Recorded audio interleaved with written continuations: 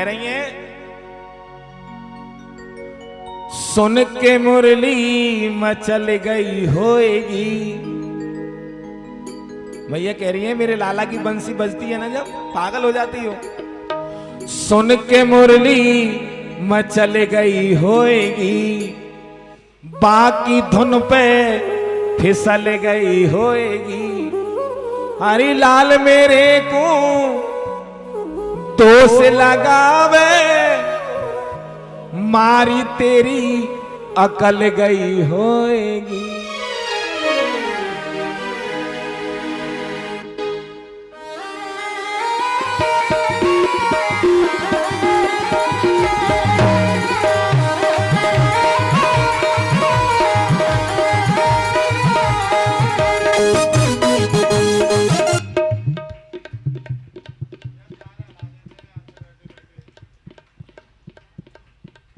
थोड़ा उससे घर बैठो, तार हिल जाता है ना तो गड़बड़ हो जाती है, सारा आनंद में जाता है।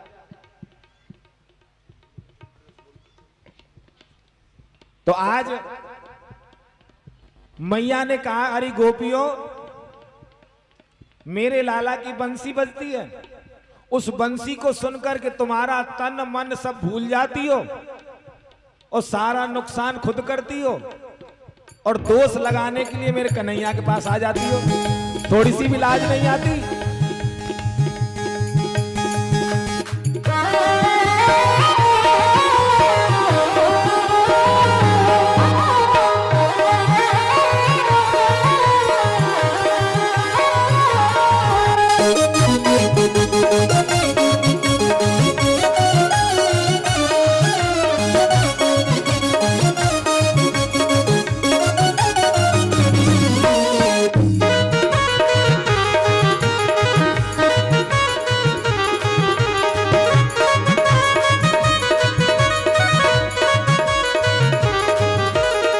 सुन के मुरली में चल गई होएगी, सुन के मुरली में चल गई होएगी, बाकी धुन पे फिसल गई होएगी, बाकी धुन पे फिसल गई होएगी। ओ लाल मेरे को दोष लगावे, मारी तेरी अकल गई होएगी। लाल मेरे को दोष लगावे, मारी तेरी अकल कहूँ होएगी। सुन के मुरली में चल गई होएगी, सुन के मुरली में चल गई होएगी, बाकी धुन पे फिसल गई होएगी, बाकी धुन पे फिसल गई होएगी। ओ लाल मेरे कूदों से लगावे, मारी तेरे अकल गई होएगी। ओ लाल मेरे कूदों से लगावे, मारी कहूँ अकल तेरी होएगी।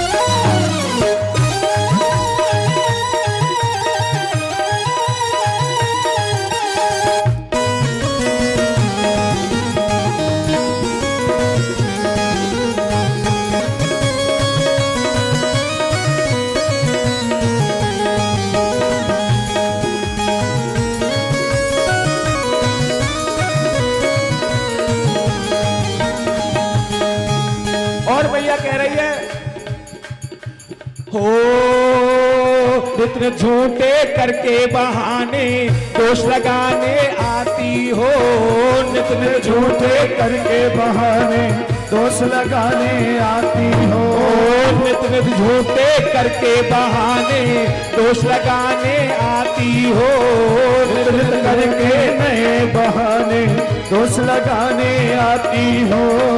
पटी चुनरिया मोह दिखाओ, फाड़ के खुद ही लाती हो, पटी चुनरिया मोहे दिखाओ, फाड़ के खुद ही लाती हो, पटी चुनरिया मोहे दिखाओ, फाड़ के खुद ही लाती हो।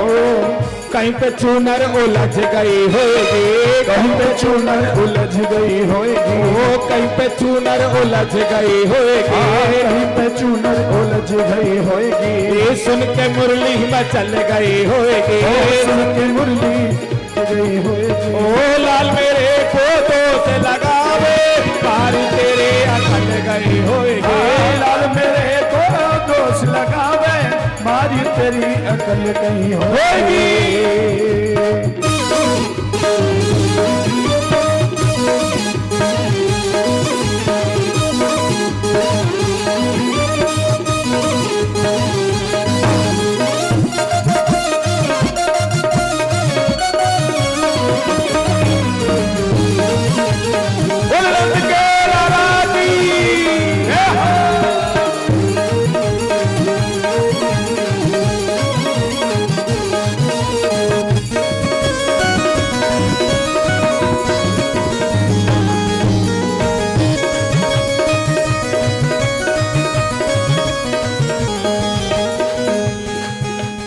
और मैया कहने लगी, हो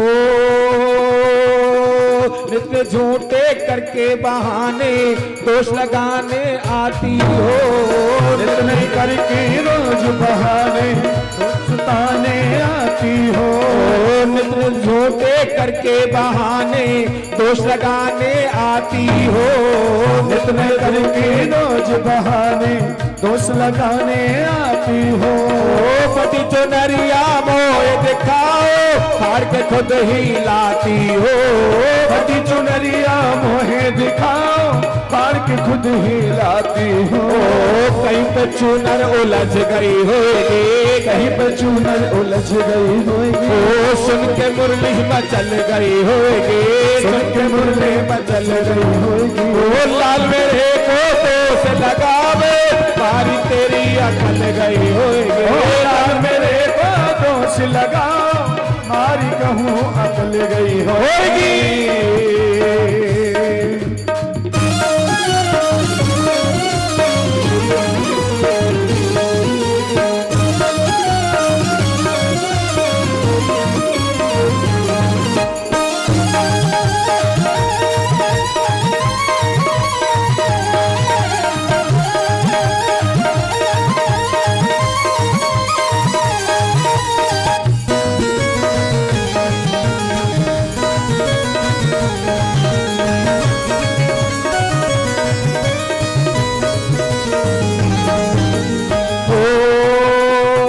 झूठी तेरी सखियां झूठी झूठी कहानी जोड़ी है। तू झूठी तेरी सखियां झूठी झूठी कहानी जोड़ी है। तू झूठी तेरी सखियां झूठी झूठी कहानी जोड़ी है। तू झूठी तेरी सखियां झूठी झूठी कहानी जोड़ी है। मैं कैसे लूं मान की मेरे लाल मटकी फोड़ी है। मैं मेरे मटकी फोड़ी है। मटकी सर से फिसल गई होगी, मटकी सर से फिसल गई होगी। मटकी सर से फिसल गई होगी, मटकी संग फिसल गई होगी। सुन के मुरली में चल गई होगी, सुन के मुरली चल गई होगी। ओ लाल मेरे कूटों से लगावे, तारी तेरी अकल गई होगी। लाल मेरे बातों से लगावे, मारी कहूँ अकल गई होगी।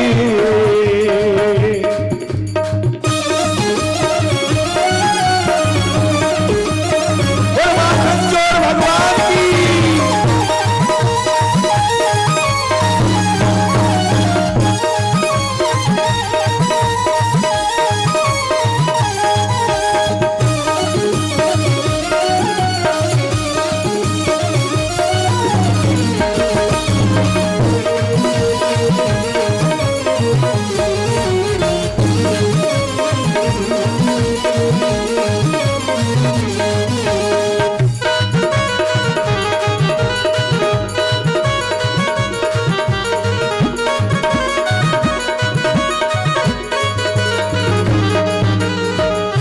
और मैया कह रही है अंत में, हो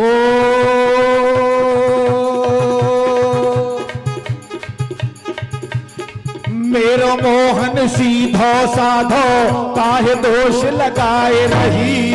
मेरो मोहन सीधो साधो काहे को दोष लगाए रही। मेरो मोहन सीधो साधो काहे दोष लगाए रही। मेरो मोहन सीधो साधो काहे दोष लगाए रही। माखन की मेरे कमी नहीं है, माखन चोर बताए रही। माखन की मेरी कमी नहीं है, माखन चोर बताए रही। खुद ही माखन गल गई होगी, खुद ही माखन गल गई होगी। खुद ही माखन गल गई होगी, खुद ही माखन गल गई होगी। सुन के मुरली मचल गई होगी, सुन के मुरली मचल गई होगी। ओ लाल मेरे तू दोष लगावे, मारी तेरे अकल गई होगी। ओ लाल मेरे को दोष लगावे, मारी कहूँ अकल तेरी हो। सुन के चल गई होगी, लाल को देख फिसल गई होगी। लाल मेरे तू दोष लगावे, मारी तेरे अकल गई होगी। लाल मेरे को दोष लगावे, मारी कहीं अकल गई होगी।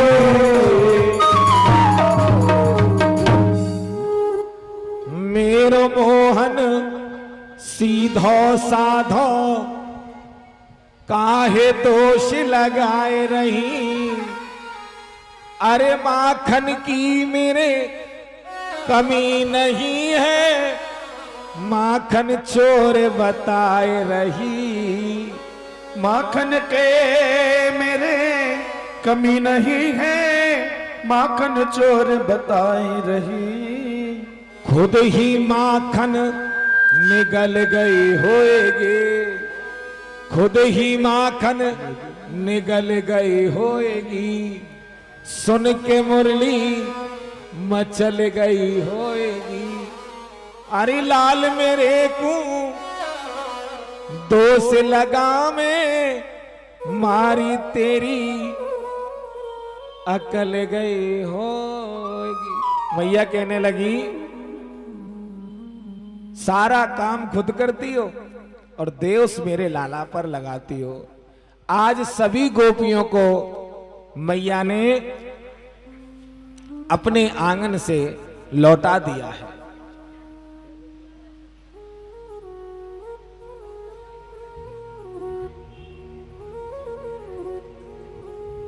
तो आज भगवान ने, आचार्य श्री सुखदेव जी महाराज कहते हैं, भगवान ने ब्रह्मांड घाट पर जाकर के भगवान ने ब्रजरज का पान किया है। इधर सखाओं ने आकर कहा कि मैया तेरे लाला ने माटी खाई है। मैया ने देखा कि दिन पे दिन बढ़ता जा रहा है, उतना बिगड़ता जा रहा है। जब तक मैं कन्हैया को डांटूंगी नहीं, तो आज मैया ने चांदी की छड़ी को उठा लिया है। चांदी को छड़ी को उठा करके भगवान को मारने के लिए दौड़ी हैं। तो आगे आगे मैया यशोदा दौड़ रही हैं और पीछे पीछे, आगे आगे कन्हैया दौड़ रहे हैं और पीछे मैया यशोदा चांदी की छड़ी लेकर दौड़ रही है। लेकिन भगवान हाथ नहीं आए। जब हाथ नहीं आए तो मैया थक गई और बैठ गई है। आचार्य श्री सुखदेव जी कहते हैं कि राजन, मैया कहने लगी लाला मुंह बोडी डोकरी है, तू परेशान करे तो अच्छा लगे। तो भगवान बोले कि मैया जब तक तू ये चांदी की छड़ी फेंकेगी नहीं, तब तक मैं तेरे पास आऊंगा नहीं। सज्जनों, ठीक उसी प्रकार से जब तक हम ये माया रूपी छड़ी और धन से भगवान को बांधने की कोशिश करोगे तो भगवान कभी नहीं बंधते हैं। भगवान तो प्रेम डोर से बंधते हैं, माया की डोर से भगवान कभी नहीं बंधते हैं। आज मैया यशोदा ने उस चांदी को छड़ी को फेंका है और भगवान दौड़कर मैया के पास आ गए। मैया ने भगवान को उखल से बांध दिया है और भगवान ने मैया के द्वार पर दो वृक्ष खड़े हैं, यमला अजुर नाम के। उन दोनों वृक्षों के बीच में जाकर के भगवान ने उखल को फंसाया है और दोनों वृक्षों को तोड़ दिया है। दोनों का उद्धार किया है। इधर भगवान ने गोकुल से नंदगाम आए नंद बाबा, क्योंकि भगवान नंद बाबा ने सोचा जब से हमारा कन्हैया आया है गोकुल में कोई ना कोई राक्षस आता रहता है, ये भूमि हमारे लाला के योग्य नहीं है, और ऐसी भूमि का हम क्या करें जहां हमारे लाला ही प्रसन्न नहीं रहेगा। तो कभी कभी हम भी सोचते हैं कि जब से इस घर में आए हैं तब से हमारे भाग्य बदल गए, और जब से इस घर में आए महाराज ऊपर से नीचे आ गए। तो नंद बाबा ने भी वैसा विचार किया, गोकुल को छोड़ दिया, और नंद बाबा के 9 भाई हैं जिनको 9 नंद कहते हैं, और नंदगाम में आकर के, क्योंकि ब्रजमंडल में 3 पर्वत हैं, जो नंदगांव पर बसा है वो नंदेश्वर भगवान शंकर का है, और जिस पर राधा रानी का मंदिर बना वो भी पहाड़ पर, वो ब्रह्मेश्वर है, भगवान ब्रह्मा जी का पर्वत है, और स्वयं विष्णु का नारायण का स्वरूप है जिसको हम गिरिराज महाराज कहते हैं। ये तीनों पर्वत आज भी ब्रजमंडल में तीनों हैं। तो आज ब्रह्मा जी का जो भगवान शंकर का जो पर्वत है वहां पर आकर के नंदगांव बसाया, और भगवान अब पहली बार बछड़ा चराने के लिए नंदगांव से वृंदावन आते हैं।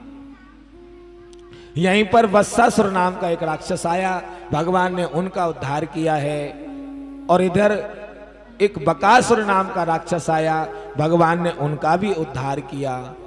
एक अजगर के रूप में आया है, वो वृंदावन में बड़ा सा मुंह खोलकर बैठ गया। कन्हैया के जो छोटे छोटे सखा हैं उन्होंने देखा कि कन्हैया देखो कितनी सुंदर गुफा है। आज एक एक करके सारे सखा उस गुफा में प्रवेश कर गए, और अघासुर भी ये इंतजार करके बैठा है कि कब कन्हैया आए और हम उस मुख को बंद कर लूं। जैसे ही कन्हैया प्रवेश किए अघासुर ने मुख को बंद कर लिया। भगवान ने अपने रूप को बढ़ाया है और उस अघासुर के महाराज 2 टुकड़े हो गए। सज्जनों, हम भी उस अघासुर के मुख में बैठे हुए हैं, मुंह फाड़ कर बैठा हुआ है, कब वो अपना मुख बंद कर ले हमें पता नहीं है। इसलिए जितना जीवन मिला है इस अमोल जीवन में भगवान का भजन करना चाहिए। किसी के बारे में कभी भी उल्टा सोचना नहीं चाहिए, किसी के बारे में कभी बुरा नहीं सोचना चाहिए।